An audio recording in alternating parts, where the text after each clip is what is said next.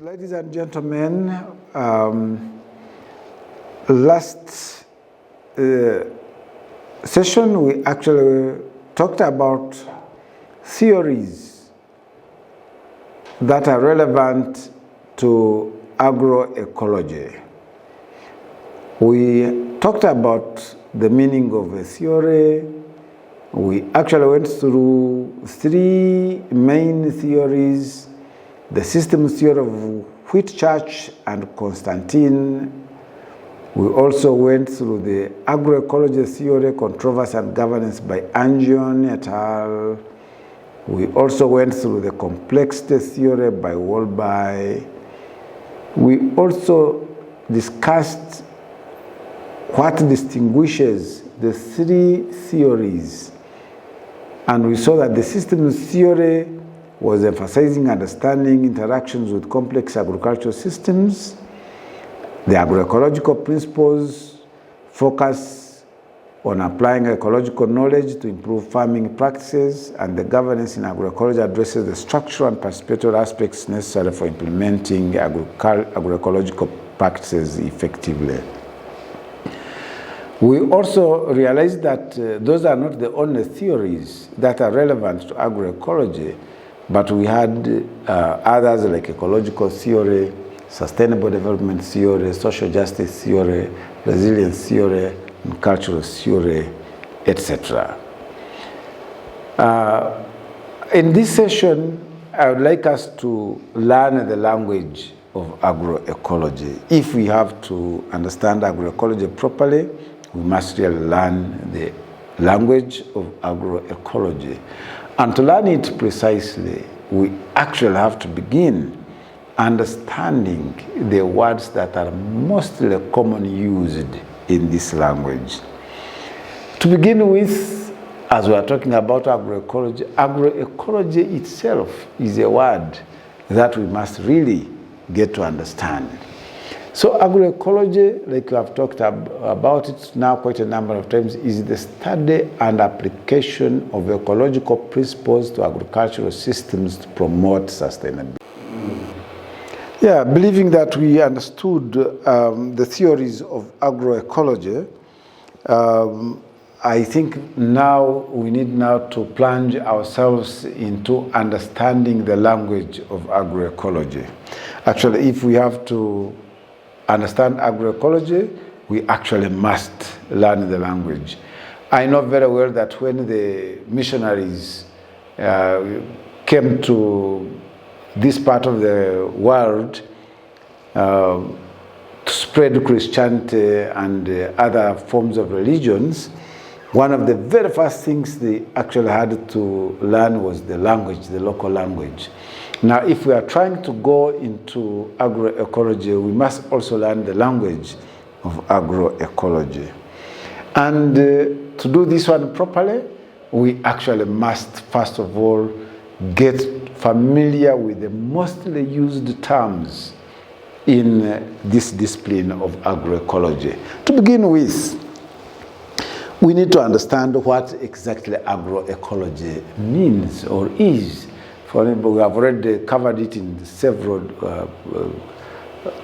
definitions that we have made, but there is nothing wrong repeating it now here. Agroecology is the study and application of ecological principles to agricultural systems to promote sustainability. These words shouldn't just pass by just anyhow. I would like all of us to really digest and conceptualize them properly. When we talk about agroecology, like now we are here, we are doing a study. So agroecology is a study. But it does not stop there. It is also an application. When we mean by applying application, it means it is practical now. And practical in such a way that you have to apply ecological principles to agricultural systems. Put in practice ecological principles to agricultural systems. And this is to be done for purposes of promoting sustainability. So when somebody mentions agroecology, quickly understand he's either talking about the study or talking about putting into practice ecological principles into agricultural systems so that you create sustainability. That's agroecology, ladies and gentlemen. Now, as we move on with agroecology, there are certain words that you will never miss. For instance, the word like biodiversity. Biodiversity is used so much in agroecology. When we talk about biodiversity, we are meaning the variety of life forms in a given ecosystem, which are crucial for ecosystem health and resilience. And when we talk about a variety of life forms, we are talking not only about crops and livestock that we keep on our farms. We are talking about insects, we are talking about birds, even the wild birds, we are talking about the bacteria, we are talking about the earthworms, we are talking about the snails and slugs, we are talking about small rodents, we are talking about domesticated animals, we are talking about wild animals, monkeys, sometimes those which are called vermin or those which are called problem animals. All these are included. We are talking about plants, not only maize and beans and groundnuts. No, we are even talking about plants which you can find in the wild. We can talk about Tithonia, we can talk about Caliandra, we can talk about Euphrosia, we can talk about Prunus africana, we can talk about several plant species. All of those are within biodiversity. So biodiversity is one of the terms that you will not miss in agroecology, and it's high time you actually got used to this. In agroecology, the word sustainability will keep popping up because, like we are talking about agroecology, when we are talking about the meaning of agroecology, you saw that it was for the promotion of sustainability.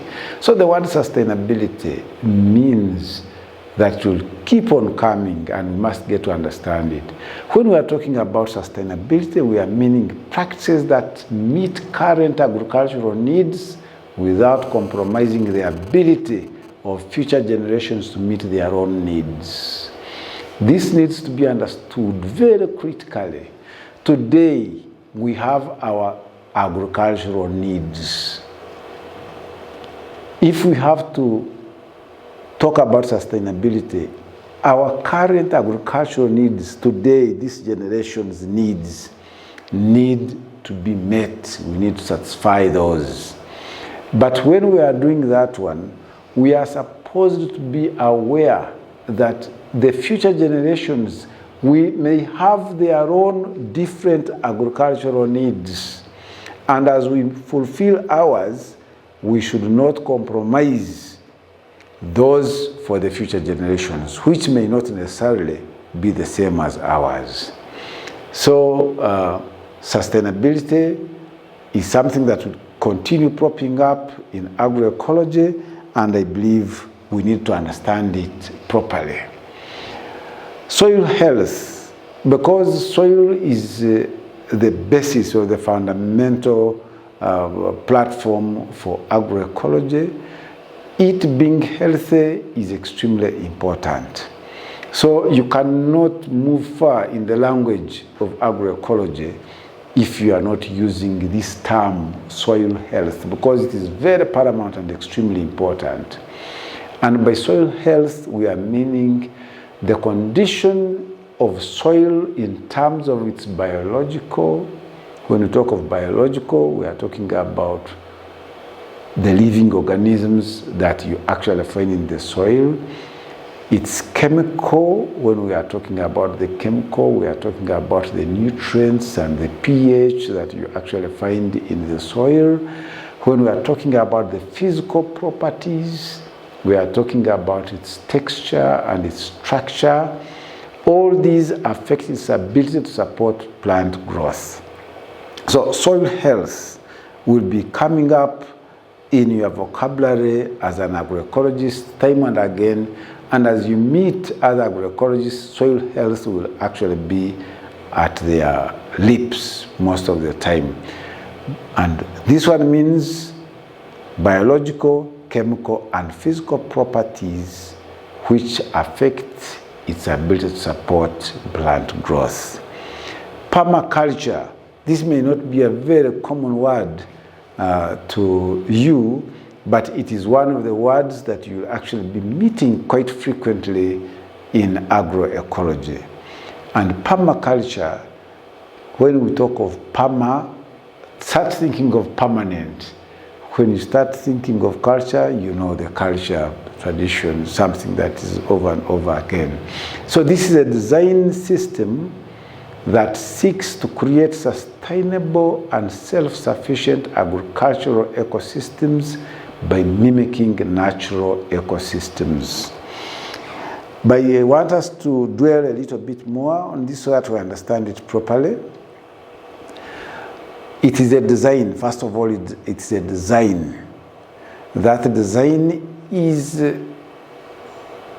categorically or intentionally, advertently put in place so that it can create sustainable and self-sufficient agricultural ecosystems by mimicking natural ecosystems. The word mimicking is very, very important. To create sustainable and self-sufficient agricultural systems is very, very important. And this is a deliberate design put in place. That is permaculture. If I can expound on this, I'll give an example of a natural forest. Let us look at a natural forest as a natural system. If you have been to Budongo, if you have been to Kibale Forest, if you have been to Mabera, if you have been to Chuya or Bwindi, impenetrable forest, you'll find that these forests have been there for hundreds of years, and they are continuing to be there. They may actually live for even thousands of more years if there's no human interference. And they are natural systems. Nobody adds there any manure or fertilizer in those forests. There is nobody who sprays pesticides to kill the pests and diseases. But these forests remain green, remain healthy, and very interesting, using their own systems. This means that they have already created their self-sufficient systems which make them sustainable. Now, in permaculture, we want to develop an agricultural design that will try to emulate, that is to mimic, that will try to copy what makes those natural systems sustainable over and over again. So permaculture is an agricultural system where designs are made to copy or act as if they were in the natural system so that they can get sustainability and resilience that you can actually see in natural systems. When we are in agroecology, or when we are talking the language of agroecology, these terms like integrated pest management, abbreviated as IPM, will continue featuring. It has to be there most of the time. And this is a holistic approach to managing pests that combine biological, cultural, physical, and chemical tools in a way that minimizes economic, health, and environmental risks. This is quite a mouthful, but we need to understand this one properly, systematically. When we call it a holistic approach, it means we are using the systems approach. We are not only advancing only one small thing. For instance, we are not saying that we are going to manage the pests in this area by actually getting a certain pump to go and spray with chemicals alone. No, it is not that. Here we are meaning that we are going to combine, to use many approaches depending on which one would actually be very nice, effective, that can actually manage the pests without bringing environmental catastrophes. And here we are saying we shall combine biological. When we talk of biological management, we are saying you can actually use the predator-prey system, where the predator will reduce the populations of the prey. When we are talking about cultural, we are talking about perhaps field hygiene, where you have to do the pruning so that air circulation is enough to reduce the pests.